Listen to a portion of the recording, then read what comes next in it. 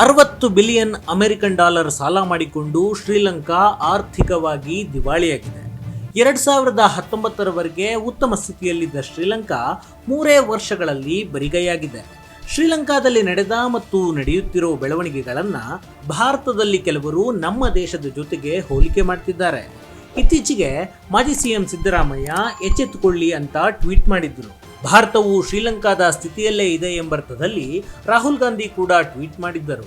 ಇದಾದ ಮೇಲೆ ಹಲವರು ಇದೇ ಅರ್ಥದಲ್ಲಿ ಮಾತಾಡ್ತಿದ್ದಾರೆ. ಈ ಬಗ್ಗೆ ದೊಡ್ಡ ಚರ್ಚೆಯೇ ನಡೆಯುತ್ತಿದೆ.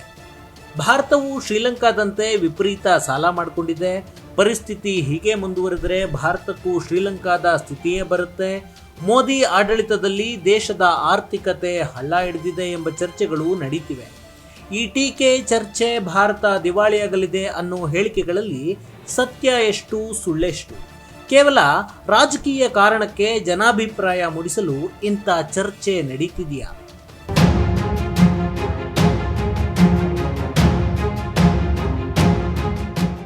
ಮೊದಲನೆಯದಾಗಿ, ಭಾರತ ಮತ್ತು ಶ್ರೀಲಂಕಾ ದೇಶಗಳ ಮಧ್ಯೆ ಹೋಲಿಕೆ ಮಾಡೋದೇ ತಪ್ಪು.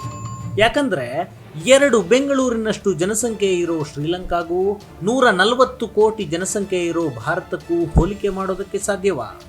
ಆರ್ಥಿಕತೆ ವಿಷಯದಲ್ಲಿಯೂ ಭಾರತವನ್ನ ಶ್ರೀಲಂಕಾ ಜೊತೆ ಹೋಲಿಕೆ ಮಾಡೋದಕ್ಕೆ ಸಾಧ್ಯವೇ ಇಲ್ಲ. ಯಾಕಂದ್ರೆ 2022ರ ಆರ್ಥಿಕ ವರ್ಷದ ಪ್ರಕಾರ ಭಾರತದ GDP 3.05 ಟ್ರಿಲಿಯನ್ ಅಮೆರಿಕನ್ ಡಾಲರ್. ಅಂದರೆ ಭಾರತದ ರೂಪಾಯಿ ಲೆಕ್ಕದಲ್ಲಿ ದೇಶದ GDP 236 ಲಕ್ಷ ಕೋಟಿ ರೂಪಾಯಿ. ಶ್ರೀಲಂಕಾದ ವಾರ್ಷಿಕ GDP ಈ ವರ್ಷ ಕೇವಲ 80 ಬಿಲಿಯನ್ ಡಾಲರ್ ಇದೆ. ಭಾರತದ ರೂಪಾಯಿ ಲೆಕ್ಕದಲ್ಲಿ 6,37,000 ಕೋಟಿ ಎಷ್ಟಾಗುತ್ತೆ? ಎಲ್ಲಿಯ 236 ಲಕ್ಷ ಕೋಟಿ, ಎಲ್ಲಿಯ 6 ಲಕ್ಷ ಕೋಟಿ? 2015ರಿಂದ ಶ್ರೀಲಂಕಾದ GDP 80 ಬಿಲಿಯನ್ ಡಾಲರ್ ಆಸುಪಾಸಿನಲ್ಲೇ ಇದೆ. 2015ರಲ್ಲಿ 2.1 ಟ್ರಿಲಿಯನ್ ಡಾಲರ್ ಇದ್ದ ಭಾರತದ GDP ಈಗ 3.05 ಟ್ರಿಲಿಯನ್ ಡಾಲರ್ಗೆ ಬಂದು ನಿಂತಿದೆ. 2030ರ ವೇಳೆಗೆ ಭಾರತದ GDP ಮೌಲ್ಯ 5 ಟ್ರಿಲಿಯನ್ ಡಾಲರ್ ಮೀರುತ್ತೆ. ಆರ್ಥಿಕತೆ ವಿಚಾರದಲ್ಲಿ ಭಾರತ ಮತ್ತು ಶ್ರೀಲಂಕಾವನ್ನ ಹೋಲಿಕೆ ಮಾಡೋದಕ್ಕೆ ಸಾಧ್ಯವೇ ಇಲ್ಲ. ಒಂದು ದೇಶ ತನ್ನ ಅಗತ್ಯತೆಗಳನ್ನು ಪೂರೈಸಿಕೊಳ್ಳೋದಕ್ಕೆ ವಿದೇಶಿ ವಿನಿಮಯ ಅಂದರೆ ವಿದೇಶಿ ಕರೆನ್ಸಿಯ ಸಂಗ್ರಹವನ್ನ ಹೊಂದಿರಬೇಕು. ಭಾರತದ ವಿದೇಶಿ ಕರೆನ್ಸಿಗಳ ಮೀಸಲು 590 ಬಿಲಿಯನ್ ಅಮೆರಿಕನ್ ಡಾಲರ್ ಇದೆ. ಅಂದರೆ ಭಾರತದ ರೂಪಾಯಿ ಲೆಕ್ಕದಲ್ಲಿ 47 ಲಕ್ಷ ಕೋಟಿ ರೂಪಾಯಿ. ಶ್ರೀಲಂಕಾದ ವಿದೇಶಿ ಕರೆನ್ಸಿ ಮೀಸಲು ಕೇವಲ 50 ಮಿಲಿಯನ್ ಡಾಲರ್ ಅಷ್ಟೇ ಇತ್ತು. ಅಂದರೆ ಭಾರತದ ರೂಪಾಯಿ ಲೆಕ್ಕದಲ್ಲಿ 398 ಕೋಟಿ. ಈ ವಿಷಯದಲ್ಲೂ ಭಾರತ ಮತ್ತು ಶ್ರೀಲಂಕಾಗೆ ಹೋಲಿಕೆ ಮಾಡೋದಕ್ಕೆ ಸಾಧ್ಯವೇ ಇಲ್ಲ.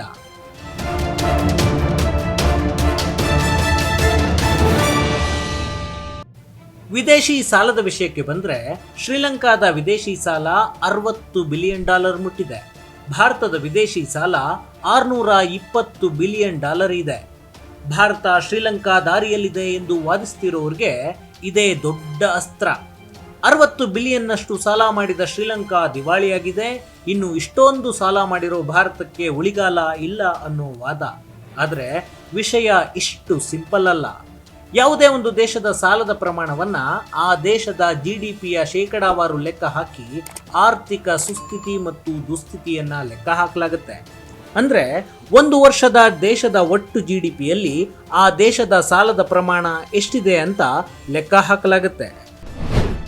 ಶ್ರೀಲಂಕಾದ ಒಂದು ವರ್ಷದ GDP 80 ಬಿಲಿಯನ್ ಡಾಲರ್ ಇದ್ರೆ ವಿದೇಶಿ ಸಾಲ 60 ಬಿಲಿಯನ್ ಇದೆ. ಭಾರತದ GDP 3.05 ಟ್ರಿಲಿಯನ್ ಡಾಲರ್ ಇದ್ರೆ ವಿದೇಶಿ ಸಾಲ 620 ಬಿಲಿಯನ್ ಡಾಲರ್ ಇದೆ.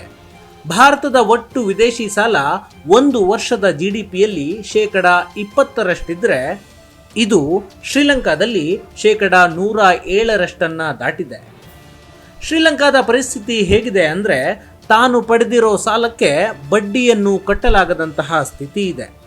RBI ಅಂಕಿಅಂಶಗಳ ಪ್ರಕಾರ ಭಾರತ ಮುಂದಿನ 9 ತಿಂಗಳಲ್ಲಿ 21 ಲಕ್ಷ ಕೋಟಿ ಸಾಲವನ್ನ ಮರುಪಾವತಿಸಲಿದೆ. ಅಂದರೆ ಭಾರತ ತನ್ನ ಆರ್ಥಿಕ ಸಾಮರ್ಥ್ಯಕ್ಕೆ ತಕ್ಕಂತೆ ಸಾಲ ಮಾಡಿದೆ. ಆದರೆ ಶ್ರೀಲಂಕಾ ತನ್ನ ದೇಶದ ಸಾಮರ್ಥ್ಯಕ್ಕಿಂತಲೂ ದುಬಾರಿಯಾಗಿ ಸಾಲ ಮಾಡಿ ದಿವಾಳಿಯಾಗಿದೆ.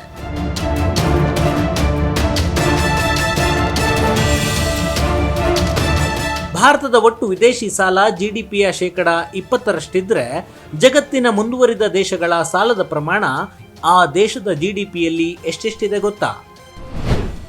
2021 ಅಂಕಿಅಂಶದ ಪ್ರಕಾರ ಜಗತ್ತಿನ ಬಲಿಷ್ಠ ಆರ್ಥಿಕತೆಯಾದ ಅಮೆರಿಕದ ವಿದೇಶಿ ಸಾಲ ಆ ದೇಶದ ವಾರ್ಷಿಕ ಜಿಡಿಪಿಯ 101.6ರಷ್ಟಿತ್ತು.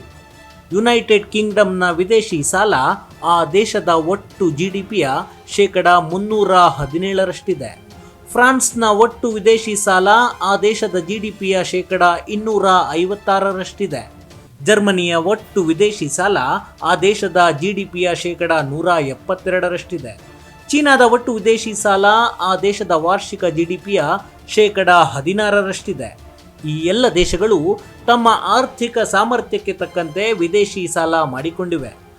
ಅಮೆರಿಕ, ಬ್ರಿಟನ್, ಫ್ರಾನ್ಸ್ ಮತ್ತು ಜರ್ಮನಿಗೆ ಹೋಲಿಕೆ ಮಾಡಿದರೆ ಭಾರತದ ವಿದೇಶಿ ಸಾಲ ಶ್ರೀಲಂಕಾದಂತೆ ಸಾಲದ ಸುಳಿಯಲ್ಲಿ ಸಿಲುಕುತ್ತೆ ಅನ್ನುವ ಭ್ರಮೆಯಲ್ಲಿಲ್ಲ.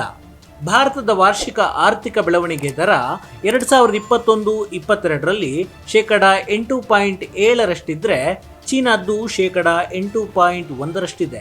ಬ್ರಿಟನ್ 7.4ರಷ್ಟು, ಅಮೆರಿಕ 5.7ರಷ್ಟು, ಫ್ರಾನ್ಸ್ 7ರಷ್ಟು, ಜರ್ಮನಿ 2.8ರಷ್ಟಿದೆ. ಕೋವಿಡ್ ನಂತರದ ಆರ್ಥಿಕ ಬೆಳವಣಿಗೆಯಲ್ಲಿ ಭಾರತ ಜಗತ್ತಿನ ಪ್ರಬಲ ಆರ್ಥಿಕ ದೇಶಗಳಿಗಿಂತಲೂ ಮುಂದಿದೆ.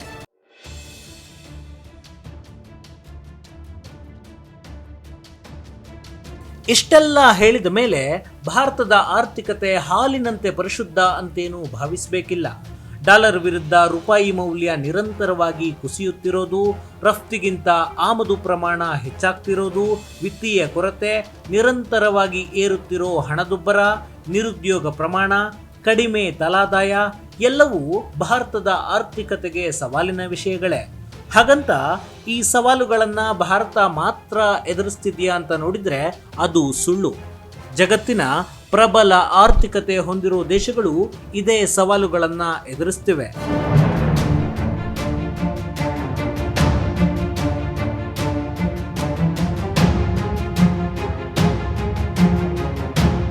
ಇಷ್ಟೆಲ್ಲ ಹೇಳಿದ ಮೇಲೆ ಭಾರತವು ಶ್ರೀಲಂಕಾದಂತೆ ದಿವಾಳಿಯಾಗಿ ಬಿಡುತ್ತೆ ಅಂತ ವಾದಿಸ್ತಿರುವವರಿಗೆ ಹಾಗಾಗಲಿ ಅನ್ನೋ ಬಯಕೆ ಇದ್ದಿರಬಹುದು. ರಾಜಕಾರಣಿಗಳು ರಾಜಕೀಯ ಕಾರಣಕ್ಕೆ ಇಂಥ ಭಯ ಸೃಷ್ಟಿಸೋ ವಾದ ಮಾಡ್ತಿದ್ದಾರೆ. ಇನ್ನು ಬುದ್ಧಿಜೀವಿಗಳ ಗೆಟಪ್ನಲ್ಲಿರೋ ಕೆಲವರು ತಾವು ನಂಬೋ ಸಿದ್ಧಾಂತಕ್ಕೆ ವಿರುದ್ಧವಾದ ಪಕ್ಷ ಅಧಿಕಾರದಲ್ಲಿದೆ ಅನ್ನೋ ಕಾರಣಕ್ಕೆ ಇಂಥ ಅಭಿಪ್ರಾಯ ಮೂಡಿಸಲು ಪ್ರಯತ್ನ ಮಾಡ್ತಿದ್ದಾರಷ್ಟೇ.